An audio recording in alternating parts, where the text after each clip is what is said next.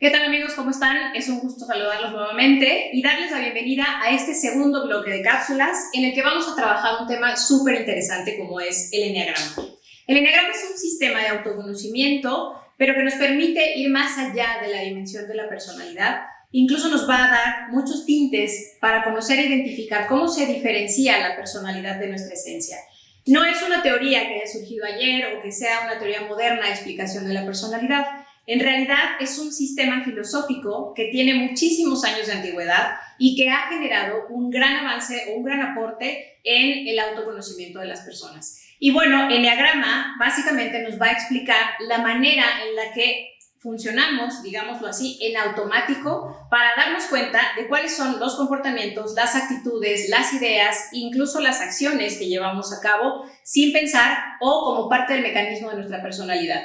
Y conociendo esa parte, entonces vamos a poder entender cómo podemos hacer este brinco o este salto de esta evolución de la persona hacia una mejor versión de sí mismos. Eneagrama nos va a permitir básicamente 5 cosas. La primera de ellas es que vamos a entender por qué nosotros nos comportamos como nos comportamos y por qué la gente se comporta como se comporta. Muchas de las cosas que nos generan ruido tienen que ver con los comportamientos de los otros. Como lo mencionábamos en algún programa anterior, a veces ese ruido, ¿no?, te genera el hecho de que pienses que todo mundo debería ver el mundo como tú o que todo mundo debería interpretar el mundo como tú. Entonces, como tú percibes o piensas que tú estás en el punto correcto, los demás están mal. El eneagrama es una herramienta que te va a permitir entender por qué el otro se comporta como se comporta y por qué tú te comportas al mismo tiempo como lo haces. La segunda cosa que nos va a permitir es que al conocer los 9 tipos de la personalidad, sobre todo vas a entender la forma en la que tú te construiste y la forma en la que tú te comportas desde ese eneatipo. Y en ese sentido, bueno, pues también te va a permitir tener mucha más conciencia a cada paso que das en la vida y mucho más control de las cosas o de cómo te comportas en el día a día.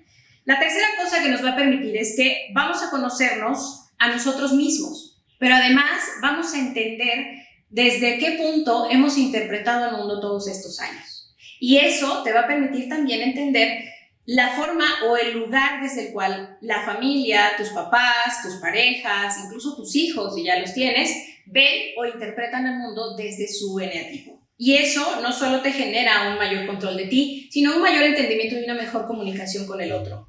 La cuarta cosa que nos va a permitir conocer eneagrama es que vamos a reflexionar sobre las diferencias y los estilos de personalidad que tiene cada uno de nosotros. Y entonces cuando tú entiendes de dónde viene la diferencia y cuando tú entiendes de dónde provienen esas actitudes y esas conductas, bueno, pues te es más fácil empatizar. Y la tercera es que también vamos a conocer, ¿no?, cómo se relaciona nuestro eneatipo o el eneagrama de la personalidad con la herida que tenemos detrás.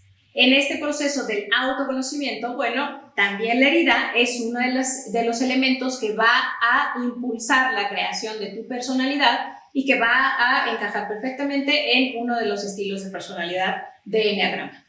Entonces, bueno, bajo este tenor vamos a trabajar el eneagrama como una herramienta de autoconocimiento, de autoaceptación y sobre todo de mejoramiento para nuestras relaciones interpersonales. Y bueno, lo primero que tenemos que saber es cómo es que el eneagrama se construye o cómo es que la personalidad que vas a tener de eneagrama se construye. Y quiero que pienses un poquito en la primera fase de tu vida, ¿no? Imagínate que tú eres un niño, un bebé que está en el vientre de mamá. Y ese bebé que está en el vientre de mamá lo tiene todo. No le falta alimento, no le falta cariño, no le falta seguridad, se siente protegido, se siente amado, se siente aceptado. Es decir, su esencia es pura y no le hace falta absolutamente nada. Pero un día, acabado el proceso de embarazo, bueno, pues este bebé es arrojado al mundo.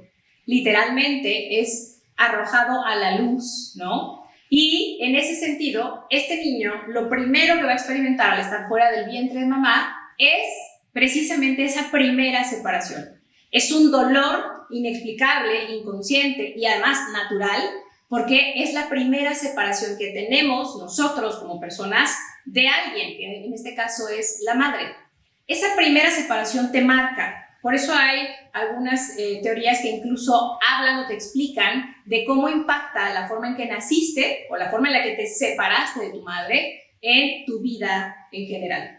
Y bueno, esta primera separación lo que va a generar en la persona es un dolor. Ese dolor de esta primera separación se va a ir alimentando de la circunstancia. Es decir, ya había un filósofo por ahí, José Ortega y Gasset, y tiene toda una obra en la que habla de que yo soy yo y mi circunstancia. Efectivamente, cuando tú eres arrojado al mundo, cuando eres separado de mamá por primera vez, cuando te reconoces como un ser independiente y fuera del vientre de tu madre, lo primero que vas a conectar es la circunstancia, todo lo que te rodea. Y todo lo que te rodea puede ser papá, mamá, o un papá, o solo una mamá, o un papá y una mamá ausentes, o el lugar en la familia que estés ocupando. Puede ser incluso el hermano mayor, el primogénito, o puede ser el hermano más pequeño, o puede ser el hermano del medio, o puede ser que tú estés al cuidado de tu hermano mayor, o de la abuela, o de la tía, o de X o Y circunstancia. Toda esa parte que vas a vivir desde el momento en el que estés fuera del vientre de mamá, te va a marcar y va a determinar el eneatipo con el que vas a desarrollarte en el mundo. Este niño, este bebé que ha sido separado de su madre, va a buscar mecanismos de defensa o mecanismos en los cuales pueda tolerar esa circunstancia. Entonces, ¿cómo se da esta parte? Bueno, vamos a ponerlo en 3 términos muy sencillos. Cuando tú naces, tu esencia es ser libre, porque no hay nada que te detenga, estás libre incluso del útero de mamá, estás libre para decidir, pensar, hacer y construir tu vida, aunque todavía seas un bebé, pero tienes la total libertad de ser y de convertirte en lo que tú quieras. Eres auténtico, porque en este punto de tu vida nadie te ha dicho qué hacer, qué está bien, qué está mal, qué es una buena persona, qué es una mala persona, qué es lo que deberías hacer o lo que no deberías hacer. Es decir, la autenticidad se da por esta ausencia o esta carencia de los deberes que vamos asumiendo con el paso de la vida, con el paso de los años y con todas las circunstancias que nos rodean. Esos deberes no necesariamente te los dicen, a veces son cuestiones aprendidas, porque nuestros programas pueden ser aprendidos de todas formas. Por ejemplo, tú puedes aprender una conducta, un valor o una información en específica siendo testigo, porque lo vives en tu familia, porque lo ves en tu familia, desde el lugar en el que estés, es decir, desde el número de hijo que eres, el género que traes, etc. O bien, también lo puedes aprender porque alguien te lo dice directamente. Alguien te dice, esto no está bien, esto sí está bien, tú deberías comportarte así, tú deberías comportarte así, etc. Y en ese proceso en el que tu cerebro se va nutriendo o se va llenando de estos deberes, de estas creencias, de estas reglas, de esta moralidad, de estas costumbres familiares, bueno, pues vas perdiendo tu autenticidad. Esa autenticidad con la que naciste y con la que llegaste al mundo y que debería seguir siendo estimulada por el entorno, en el ideal. La realidad es que, bueno, pues no todos o la mayoría vamos ocultando esa naturaleza auténtica porque tenemos que encajar en un sistema social. Y el tercer elemento con el que llegas, en esencia, es con toda la luz. Es decir, venimos, ¿no?, de una separación del útero, pero también venimos de una separación de la luz. Es decir, tu alma estaba conectada con la luz, tu alma estaba conectada con el todo, tu alma estaba conectada con esa esencia de todo lo que es y lo que existe. Pero en el momento en el que te encarnas y en el que entras en un cuerpo, bueno, te separaste de la luz. Y al separarte de esa luz o de ese todo, bueno, pues también vas a empezar un proceso de pérdida.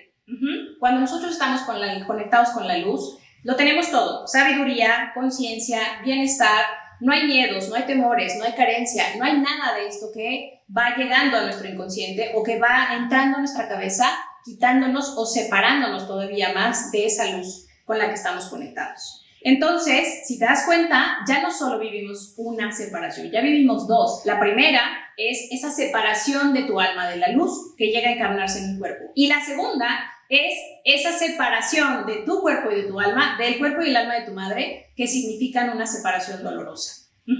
Esto es tu esencia. Tú llegaste con una esencia que se construye como libertad, autenticidad y luz.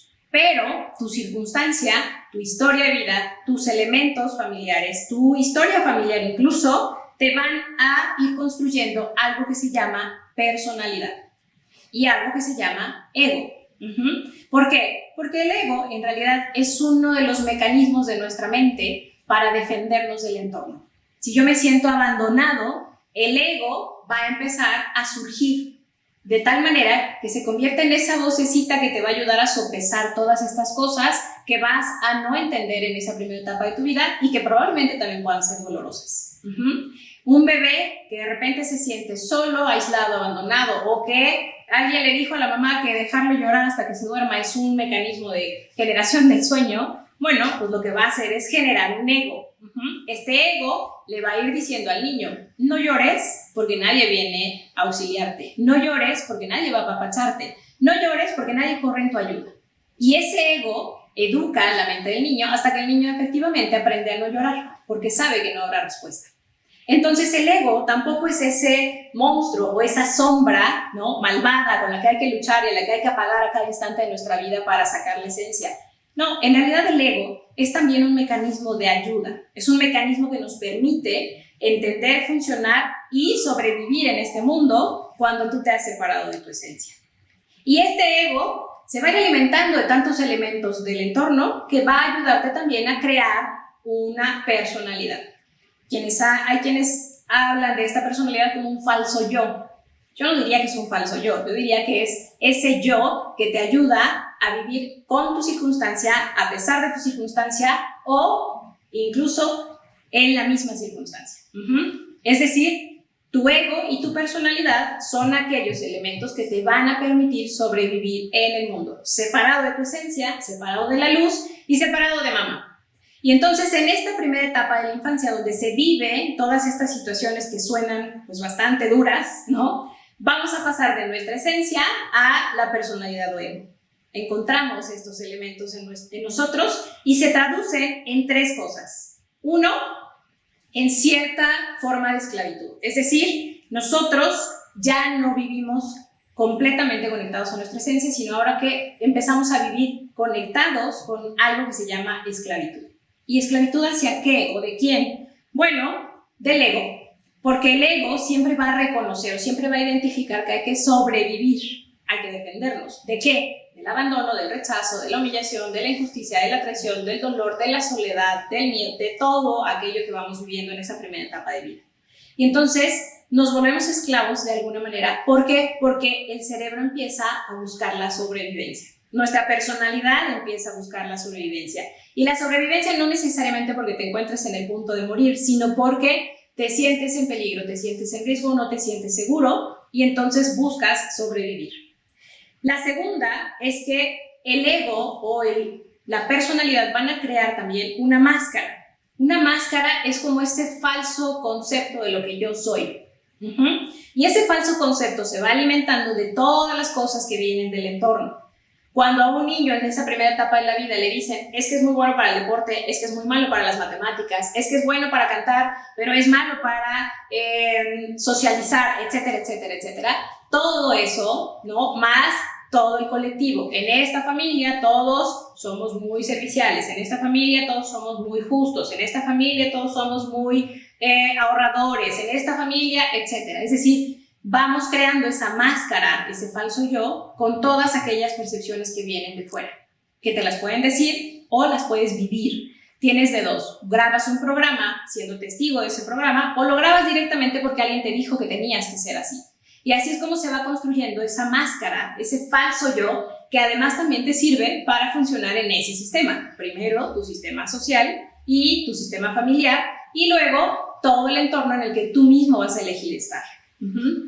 Y el tercer elemento que genera nuestra personalidad o ego es algo que se conoce como nuestra sombra. Pero nuestra sombra, no porque sea malo, no porque sea algo que venga como de una energía esotéricamente negativa, sino más bien se vuelve la sombra porque vive en nosotros en una parte muy oculta, difícilmente podemos verla. Es más, cuando nosotros caminamos en el día a día, en la calle, en todos lados, ¿cuántas veces volteas a ver a tu sombra? Casi ninguna, ¿no? Es decir, no tenemos la conciencia de que cuando yo camino, a cada paso que doy, hay una sombra detrás de mí. Ese algo que no veo, ¿no? Que está ahí, pero que no puedo ver o no quiero ver hasta que yo voluntariamente lo decido, eso también existe en nuestra personalidad. La sombra es aquel elemento inconsciente, ¿no? Que ignoramos, que vive en nosotros en una parte muy profunda del inconsciente, pero, ¿qué crees? Que nos genera malestar. Ajá. Nuestra sombra va a ser aquello que nos genere malestar, ruido, incomodidad, que nos va a generar muchas cosas que no nos gustan en nuestra vida y por eso se vuelve la sombra, porque además sé que no me gusta, no lo quiero ver y lo dejo en la oscuridad. Pero tarde o temprano surge y también se vuelve la sombra porque es como ese elemento que también en algún momento te lleva a tomar una mala decisión, una mala elección o una situación de vida en la que te encuentras completamente incómodo.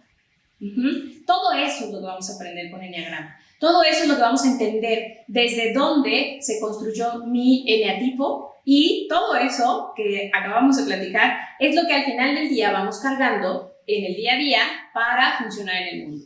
Eneagrama, les decía, no es un sistema nuevo, es un sistema que tiene muchísimos años. Se habla de que el Medio Oriente surgió más o menos en el 2500 a.C., ¿no? De ahí fue pasando a la cultura sufí y más o menos en el siglo XX hay ya como una expansión de este conocimiento, de este sistema, ¿no? filosófico hacia otras culturas. Es primero Gurdjieff que en 1910 empieza grupos de estudio de Eneagrama y para el caso de Latinoamérica o para el caso de nosotros en nuestra cultura, en nuestro contexto, es Óscar de Ichazo quien trae este conocimiento y a través de Claudio Naranjo se vuelve un conocimiento o un sistema mucho más apropiado a nuestro contexto histórico y social.